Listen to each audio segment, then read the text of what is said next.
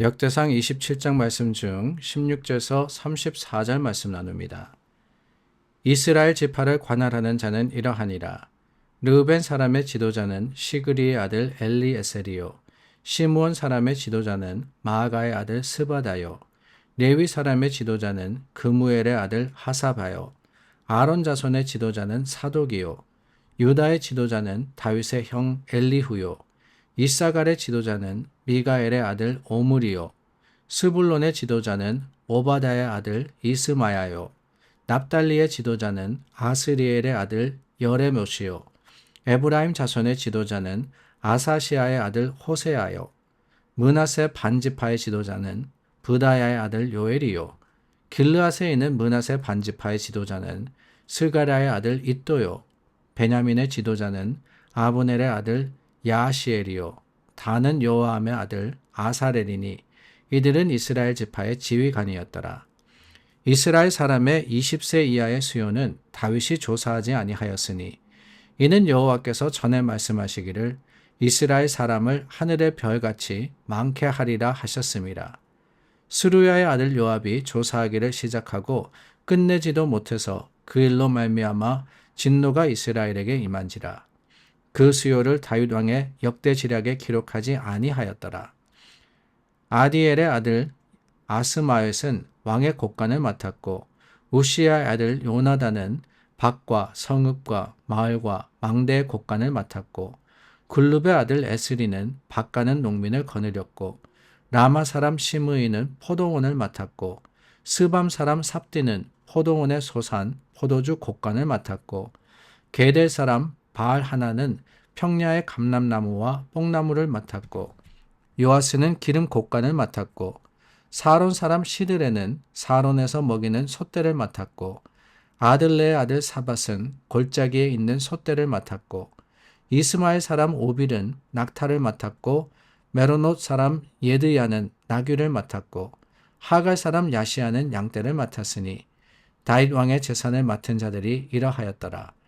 다윗의 숙부 요나단은 지혜가 있어서 모사가 되며 서기관도 되었고 학모니의 아들 여이엘은 왕자들의 수종자가 되었고 아이도벨은 왕의 모사가 되었고 아렉 사람 후세는 왕의 벗이 되었고 브나야의 아들 여호야다와 아비아달은 아이도벨의 뒤를 이었고 요압은 왕의 군대 지휘관이 되었더라.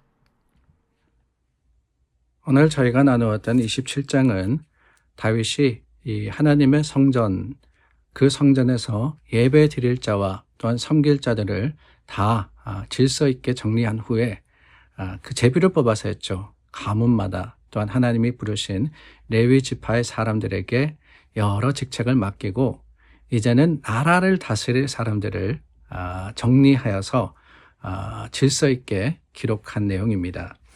가문의 우두머리와 관원들에 대해서 먼저 나옵니다. 1절 말씀해 보니까 24,000명씩 12달, 그러니까 매달 돌아가면서 나라를 관리할 사람들을 뽑았습니다.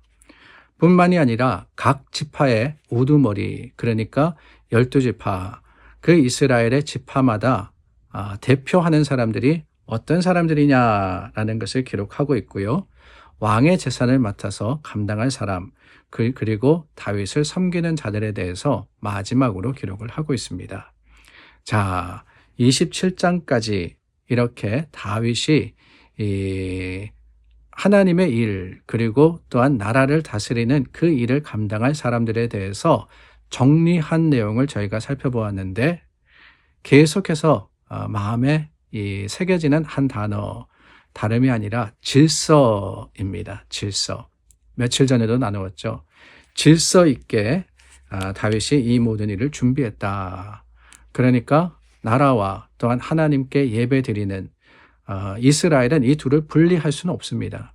하나님께 예배드리는 그것이 바로 나라의 목적이고 하나님께서 택하신 백성들의 책임이기 때문에 이 모든 것들이 함께 가는데 아들 솔로몬을 위해서 다윗은 하드웨어만 준비한 게 아니다라고 하는 거예요.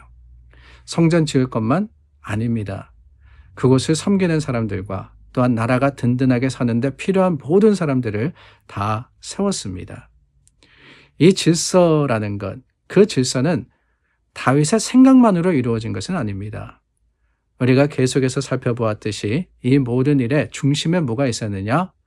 하나님의 뜻을 구하고 하나님의 계획대로라는 것이 있었거든요. 그게 바로 제비 뽑아라는 표현 아닙니까?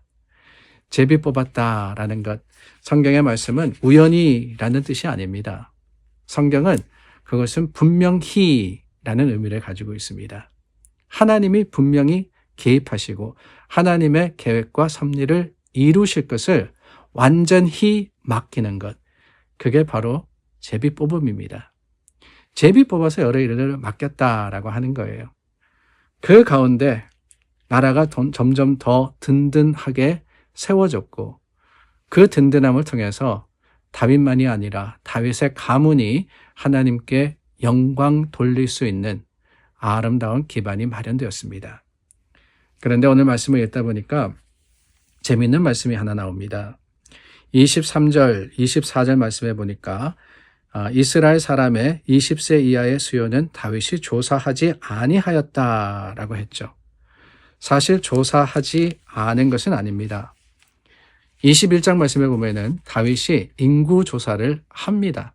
전쟁에 나갈 수 있는 사람들의 수를 헤아리라라고 군대 장관이었던 요압에게 맡겼습니다. 그게 24절 말씀이죠. 스루야의 아들 요압이 조사하기를 시작하고 끝내지도 못해서 그 일로 인해 하나님의 진노가 이스라엘에 임한지라. 사실 요압이 끝내기는 끝냈습니다. 그래서 이스라엘 전체에 칼을 뺄 만한 자가 110만 명이요 유다 중에 칼을 뺄 만한 자가 47만 명이다라고 21장 5절 말씀이 기록하고 있거든요. 그런데 6절 말씀에 가니까 요압이 왕의 명령을 마땅치 않게 여겨 레위와 베냐민 사람은 계수하지 아니하였더라라고 하고 있어요. 시키니까 어쩔 수 없이 한 겁니다. 그런데 태업을 한 거죠. 완전하게 하지 않고 적당하게 해버립니다. 군대 장관이 말입니다. 왕의 명령을 어긴 것이지요. 물론 그 일로 인해서 하나님이 다윗을 벌하시고 그로 인해서 전염병이 돌아서 많은 사람들이 죽게 됩니다. 그러나 저는 중요한 게 뭐냐? 다윗이 시켰음에도 불구하고 군대 장관 요압, 오늘 말씀 24절에 나오는 스루야의 아들 요압입니다. 그 요압이 제대로 하지 않은 것, 그 이유가 뭐냐? 요압은 분명하게 이야기합니다. 21장 말씀해 보니까 3절입니다. 내 주 왕이여 이 백성이 다 내 주의 종이 아니니까 내 주께서 어찌하여 이 일을 명령하시나이까 어찌하여 이스라엘이 범죄하게 하시나이까. 무엇에 대한 범죄냐? 하나님의 뜻이 아니다라고 하는 거예요. 하나님은 분명히 복을 내리시고 하나님께서 다윗의 가문을 복되게 하실 뿐만 아니라 별같이 많게 하리라고 하셨음에도 다윗이 그것을 의심하고 다윗이 그것을 오히려 확인하려고 했던 것, 이건 잘못된 겁니다. 요압이 이야기했던 것이지요. 그러니까 왕의 뜻, 그 왕의 마음에 반해서 어떻게 보면 반역한 겁니다. 왕에게 대들은 거죠. 그뿐이 아닙니다. 왕이 하라고 한 것을 제대로 행하지 않았어요. 그렇다면 어떻게 되느냐? 반역죄로 몰려서 감옥 가거나 처형당해야 하는 거예요. 그런데 오히려 스루야의 아들 요압이 그 일을 다 하지 않았다. 아니, 일부러 안 했다라고 함에도 불구하고 하나님께서 그 요압과 함께 하심을 다윗이 인정했음이 그게 중요하다라고 하는 거예요. 오늘 마지막 절에 보니까 요압은 왕의 군대 지휘관이 되었더라라고 하고 있습니다. 이 요압이 그 요압입니다. 다윗 왕의 명령을 거역했지만 여전히 왕의 군대 장관으로서 쓰임을 받았다라고 하는 이 사실을 통해서 저는 다윗이 어떤 사람인가라는 것을 깨닫게 되는 거예요. 사실 자신이 잘못했다라는 것을 알면서도 누가 그 잘못을 지적하면 기분이 나쁜 거거든요. 요압이 제대로 하지 않았고 또한 나를 반역했고 대들었고 이런 일들을 생각할 때 다윗이 요압을 처리하는 것은 당연한 겁니다. 뭐 오늘날도 그렇지 않습니까? 정치적으로 그런 일들이 얼마나 많이 벌어져요. 그러나 다윗이 자신의 잘못을 깨달았을 때, 하나님 앞에 회개했을 때, 그는 또한 요압의 한 일을 받아들이고 그의 오히려 충성심, 자신에 대한 충성심이 아니죠. 하나님에 대한 충성심을 더 높게 샀다라고 하는 것이 다윗의 위대함을 보여주는 게 아니겠습니까? 오늘 저와 여러분들도 그렇습니다. 아니 뭐 누구를 들어쓰고 내려쓰고 그게 문제가 아니라 하나님을 인정함에 있어서는 오늘 우리가 내 생각, 내 주장을 내려놓는 게 옳은 게 아니겠느냐. 그 교훈을 우리에게 주신 것이 아니냐라는 생각을 해보게 됩니다. 하나님의 뜻이 우선이라는 거죠. 그 뜻을 이루기 위해서 주님을 인정하고 주님께 수긍하고 주님께 순종할 때 하나님은 우리를 더 높여주실 겁니다. 우리 함께 기도하겠습니다. 참 좋으신 하나님, 다윗을 통해서 하나님의 사람의 모습을 찾습니다. 오늘도 우리가 주님 앞에 순종함으로써 하나님을 인정함으로써 주님 앞에 설 수 있도록 도와주시옵소서. 예수님의 이름으로 기도드립니다. 아멘. 우리 하나님 앞에 감사함으로 주님을 찬양하는 그런 교회와 성도가 되기를 바랍니다.